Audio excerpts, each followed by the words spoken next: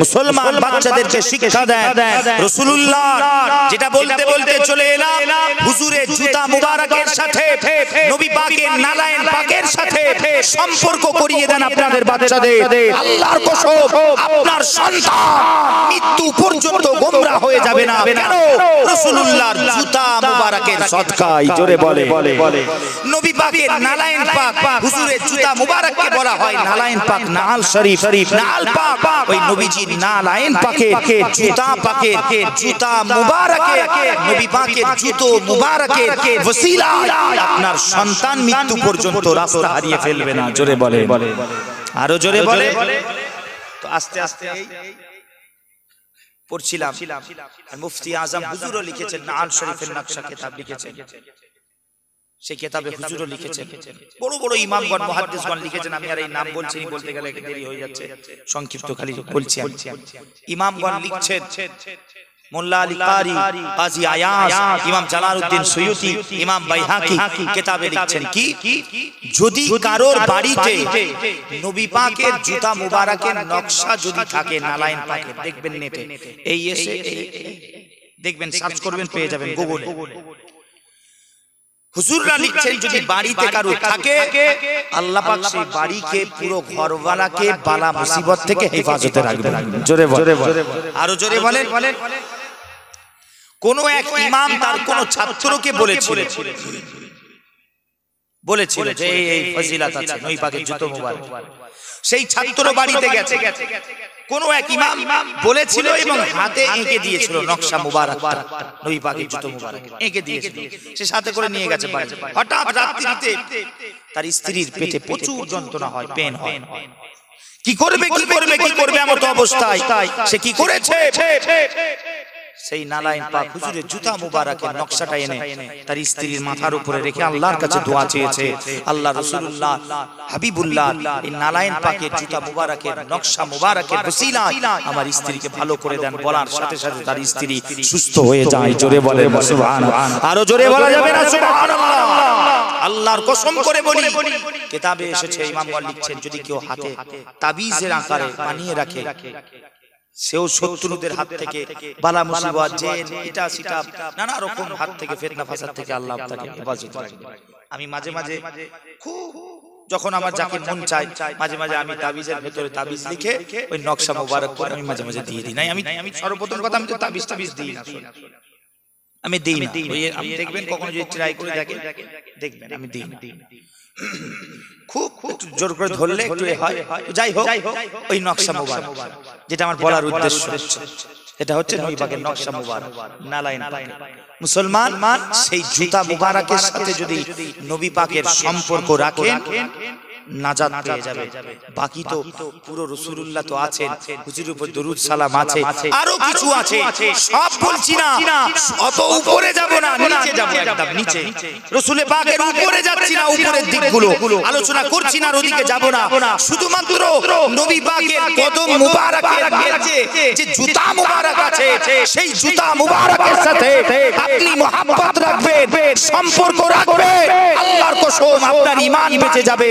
মৃত্যুর সময় আপনার ঈমান আল্লাহ নসিব করে দেবেন। জোরে বলে আল্লাহ ঈমান নসিব করে দেবেন। কিসের জন্য? নবী পাকের জুতা মুবারকের সদকা। আর ওই নালায়েন পাকের যেটা বললাম, ওই নালায়েন পাকের সদকা, এর উপরে অনেক আমল আছে। মাওলানা আশরাফ আলী থানভী সাহেব তিনিও লিখেছেন কোন এক কিতাবে, এই মুহূর্তে আমার স্মরণে নেই, তিনিও লিখেছেন এর একটা আমল আছে আলাদা। এটাকে মাথায় রেখে রাত্রিতে যদি পারেন তাহাজ্জুদ পড়ে, চেষ্টা করে 2 রাকাত নফল নামাজ পড়ে ওই নালায়েন পাকটাকে, নকশা মুবারকটাকে নবীজি মাথায় রাখতে হবে। মাথায় রেখে কিছু দরুদ শরীফ আছে, দোয়া আছে, ওইগুলোকে পড়ে যদি আপনার আল্লাহর কাছে দোয়া চান, মুহাব্বতের সাথে, ইয়াকিনের সাথে, ঈমানের সাথে, প্রেম ভালোবাসার সাথে যদি দোয়া চান, আল্লাহর কসম করে বলি কিতাবে এসেছে যে এটা পরীক্ষিত আমল, যে আল্লাহ 100 তার দোয়াটাকে কবুল করে নেবেন। জোরে বলেন সুবহানাল্লাহ, আরো জোরে বলা যাবে না? বিশেষ পদ্ধতি আছে। আল্লাহ পাক আমাদেরকে সম্পর্ক নবী পাকের জুতা মুবারকের সাথে তৈরি করার আল্লাহ পাক তৌফিক দান করেন। আল্লাহুম্মা আমিন। সংক্ষিপ্ত বলে শেষ করব। আর লম্বা চওড়া নয়। সেটা কি? সেটা হচ্ছে মুসলমান। এক যুবক ছিল নবী পাকের দরবারে, নবী পাকের দরবারে, নবীজির দরবারে। সে যুবকটা ছিল অন্য ধর্মে, ইসলাম ধর্মের অনুসারী ছিল না, ঈমান ছিল না তার কাছে। কিন্তু সেই যুবক নবী পাককে বড় মহাব্বত করত। কি ছিল তার মহাব্বত? কি ছিল তার মহাব্বত সেই যুবকের? মুসলমান গৌর করে শোনেন, এটা বলেই শেষ করব, দোয়া হবে, আর বেশি লম্বা চওড়া নয়। সেই যুবক হুজুরকে বড় মহাব্বত করত। তার মহাব্বতটা কি ছিল সংক্ষিপ্ত বলি, সে রাসূলুল্লাহর জুতা মুবারককে ভালোবাসত। জোরে বলে, আরো জোরে, আরো জোরে। বড় মহাব্বত ছিল নবী পাকের জুতা মুবারকের সাথে, নালায়েন পাকের সাথে। কি মহাব্বত! নবী পাক যখন কোথায় যেতে জুতো মুবারককে খুলে রেখে দিয়ে ওই যুবক কি করতে? নবী পাকের জুতো মুবারকটাকে সিধা করে রাখতেন। জোরে বললেন। নবী পাক যখন মসজিদে নববী শরীফে যেতে জুতো মুবারক খুলে, তখন ওই যুবক ছিল বেধর্মী, ঈমান ছিল, ঈমান ছিল না তার কাছে, না কিছু আমল, না কিছু নামাজ, না কিছু রোজা, না হজ, না যাকাত, কিছু নেই, শুধু মহাব্বত আছে। কি? রাসূলুল্লাহর জুতা মুবারকের সাথে মহাব্বত। সে কি করত? নবীজির জুতো মুবারকটাকে সিধা করত, সিধা করে রাখত। কখনো কখনো নবী পাকের জুতা মুবারককে বুকের সঙ্গে লাগিয়ে রাখত। জোরে বলে।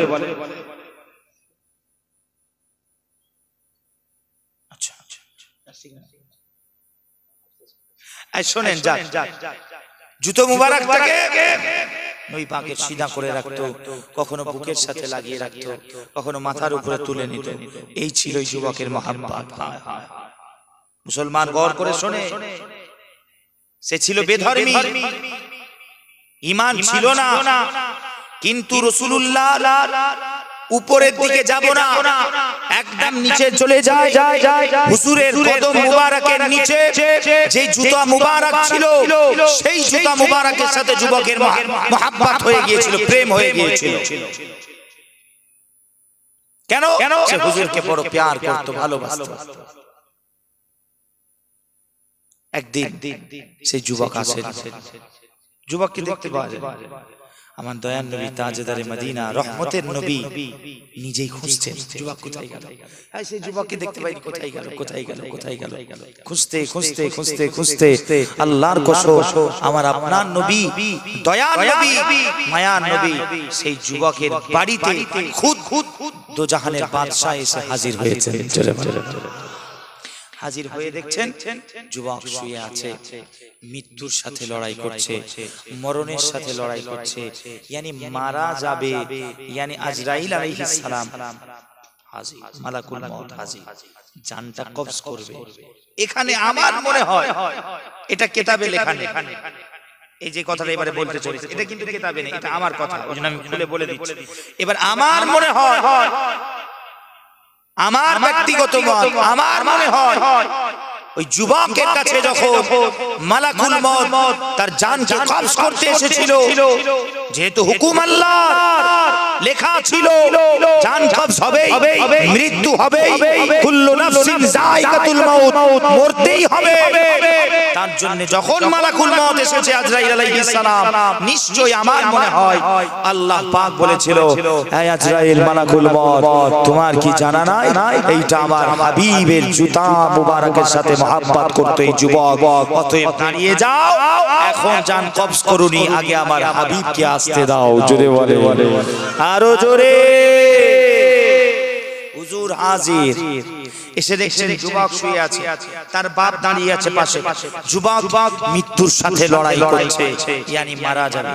মুসলমানের ছেলেরা, নওজওয়ানেরা শুনে রেখে দেন, আমার আপনার নবী তাজদারে মদিনা এসে সাথে সাথে যুবকের পাশে বসে গিয়ে আমার আপনার নবী বলেন, ওরে যুবক রে, তাড়াতাড়ি আমি রাসূলুল্লাহ, আমি হাবিবুল্লাহ, আমার হাতে কলেমা পড়ে ঈমান নিয়ে চলে এসো। আরো জোরে আরো জোরে। আমার আপনার নবী বলেন যুবক তুমি সারা জীবন আমি রাসূলুল্লাহ আমাকে মহব্বত করতে, যুবক তোমার কাছে ঈমান ছিল না ঠিকই, কিন্তু আমি রাসূলুল্লাহ আমার জুতার সাথে তোমার প্রেম ভালোবাসা ছিল যুবক। আমার আল্লাহ রাব্বুল ইজ্জাত তিনি এটা বরদাস্ত করেন না। আমার আল্লাহ চান না যে কেউ আমি রাসূলুল্লাহ আমাকে ভালোবাসবে আবার মারা যাবে বেঈমান হয়ে, মারা গিয়ে জাহান্নামে যাবে। আমি রাসূলুল্লাহ আমাকে পাগলের মতো মহব্বত করবে, আমি রাসূলুল্লাহ হাবিবুল্লাহ আমাকে পাগলের মতো চাইবে, আবার বেঈমান হয়ে মরবে, আবার জাহান্নামে যাবে। এটা আমার আল্লাহ তিনি নিজে বরদাস্ত করতে পারেন না। যুবক আমার আল্লাহর হুকুমে আমি এসেছি যুবক, তুমি আমি রাসূলুল্লাহ আমাকে বড় মহব্বত করতে, তুমি ঈমান হারা হয়ে মরতে পারো না। তুমি আমার হাতে তাড়াতাড়ি কলেমা পড়ে নাও, পড়ে নাও, পড়ে নাও। বলার সাথে সাথে যুবক রাসূলুল্লাহর হাতে হাত দিয়ে কলেমা পড়ে নেয়, আশহাদু আল্লা ইলাহা ইল্লাল্লাহ ওয়া আশহাদু আন্না মুহাম্মাদার রাসূলুল্লাহ। জোরে বলে আরো জোরে। যুবক কলেমা পড়ে নেয়, যুবক কলেমা পড়ে নেওয়ার সাথে সাথে মালাকুল মউত তার জানকে কবজ করে নেয়, তার জানকে কবজ করে নেয়, यानी যুবক মারা যায়। আমার আপনার নবী দিন ও দুনিয়ার বাদশাহ ওই যুবকের বাড়ি থেকে বের হয়ে যাচ্ছেন, বাইরে বেরিয়ে দেখেন সাহাবা হুজুরদের জামাত, সাহাবা হুজুররাও এসে হাজির হয়েছে। আমার আপনার নবী সাহাবা হুজুরদেরকে খেতাব করে বলে, ও আমার সাহাবারা, ও আমার সাথী সঙ্গীরা, তোমরা যদি কোনো জান্নাতি ব্যক্তি দেখতে চাও তো যাও ওই যুবককে গিয়ে একবার দেখো। ওই যুবক মরার সাথে সাথে আল্লাহ যুবককে জান্নাত নসিব করে দিয়েছে। আরো জোরে নারাই দেখবে, নারাই রিসালাহ, নারাই রিসালাহ। ইয়া রাসূলুল্লাহ, ইয়া রাসূলুল্লাহ, ইয়া রাসূলুল্লাহ, ফিদাকা আবি ওয়া উম্মি ইয়া রাসূলুল্লাহ সাল্লাল্লাহু তাআলা আলাইহি ওয়া আলিহি ওয়াসাল্লাম। ওতে মুসলমান যুবকের পাল্লায় কিছুই ছিল না, না নামাজ, না রোজা, না হজ যাকাত, কিছুই ছিল না, কিছুই নাই তার পাল্লায়। সে ঈমানও আনতে পারে, সে গোসলও ঠিকভাবে করতে পারে না। ইসলাম দাখিল করার পর যে গোসল করলো, সে গোসলও করতে পারে না, সে সময় নেই। খালি হুজুর এসে বলেছেন তুমি কলেমা পড়ো, কলেমা পড়েছে, হুজুর শিখিয়ে দিয়েছেন এভাবে বলো, আমি যেটা বলছি সেটাই বলো। যুবক তো কিছু জানে না, নবীজি যেটা বলেছেন ও বলেছে, কেন ও তো কিছু জানে না, আনপড়, কিচ্ছু জানে না, কোনো ইলম নাই ওর কাছে, কোনটাকে কলেমা বলে কোনটাকে কি বলে কিছুই জানে না। শুধু চেহারায়ে মুস্তাফা দেখেছে, চেহারায়ে মুস্তাফা দেখে রাসূলুল্লাহর হুসন জামাল দেখে তার অন্তরটা গলে গিয়েছিল, তার অন্তরটা নরম হয়ে গিয়েছিল। রাসূলুল্লাহকে দেখে সে ভেবেছিল নিশ্চয়ই এই দুনিয়ার কোনো এই ব্যক্তি সাধারণ ব্যক্তি নয়, সাধারণ মানুষ নয়, নিশ্চয়ই এটা উপরওয়ালা স্রষ্টার মালিকের পাঠানো প্রেরিত রাসূল হতে পারে, প্রেরিত বান্দা হতে পারে। তার জন্য সেই যুবকের সাথে রাসূলুল্লাহর জুতা মুবারকের মহব্বত হয়ে গিয়েছিল। হায় হায় হায়, সেই যুবক নাজাত পেয়ে গেল, নাজাত পেয়ে গেল, নাজাত পেয়ে গেল। অতএব মুসলমান, আমি আমার বক্তব্য এখানেই শেষ করব। শেষ করার আগে আপনাদেরকে বলি, আল্লাহর কসম করে বলি, আল্লাহর কসম করে বলি, আল্লাহর জাত পাকের কসম, যার কুদরতি হাতে আমি মোহাম্মদ সাউদ সিদ্দিকী, আমার জীবন আছে, আমার জান আছে, আপনি আমাকে পাগলের মতো যদি মহব্বত করেন, আমাকে যদি ভালোবাসেন, এই ভালোবাসার পেছনে মারা যাওয়ার পর, মারা যাওয়ার সময় আপনার ঈমানি মৃত্যু হবে, এর কোনো গ্যারান্টি নাই, গ্যারান্টি নাই, গ্যারান্টি নাই। হতেও পারে, নাও হতে পারে। কথা ঠিক না? জোরে বলেন না। আপনি আমাকে ভালোবাসেন, ঠিক আছে, ভালোবাসেন, আমি বলছি না, মানা করছি না, ভালোভাবে শোনেন, আমি মানা করছি না, ভালোবাসতে হবে, ঠিক আছে, শুধু আমাকে কেন, সবাইকে ভালোবাসতে হবে। আপনার প্রিয় মানুষ আছে, আপনি ভালোবাসেন, পিতা মাতা আছে, ভালোবাসেন, বাঁচতে হবে, মানা নাই। কিন্তু বলার উদ্দেশ্য বোঝাতে চাইছি আমি, আপনি আমি ভাইজানকে ভালোবাসেন ঠিক আছে, কিন্তু রাসূলুল্লাহর মহব্বত বাদ দিয়ে নয়। হুজুরকে আগে ভালোবাসতে হবে আপনাকে পাগলের মতো।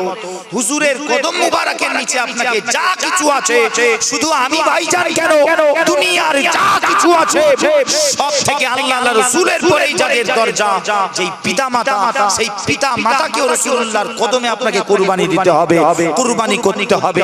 যদি পারে তবেই ফায়দা আছে মুসলমান উম্মতে মুহাম্মাদি।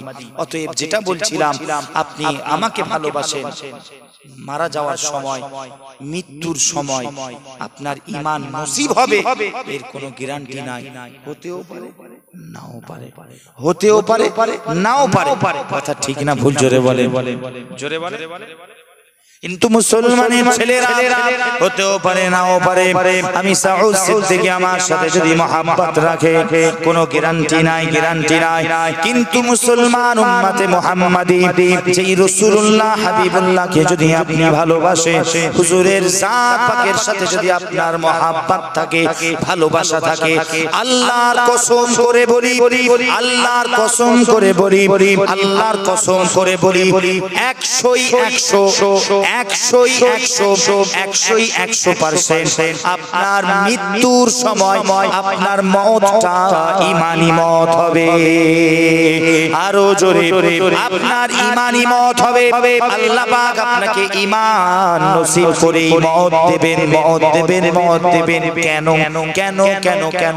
আমার জন্য না, আমার দাদুর জন্য না, আমার বাপের জন্য না, মুসলমান না, না না না না, আল্লাহর কসম, আল্লাহর কসম, আল্লাহর কসম, শুধুমাত্র রাসূলুল্লাহর সাথে, হাবিবুল্লাহর সাথে মহব্বত থাকার কারণে আমার আল্লাহ পাক নিজে বরদাস্ত করবেন না যে আপনি বেঈমান হয়ে মারা যান। অতএব আল্লাহ আপনাকে ঈমান নসিব করে ঈমানের সাথে রাসূলুল্লাহর সদকায় ঈমানি হালাতে হুজুরের কলেমা পড়তে পড়তে মওত দান করবে।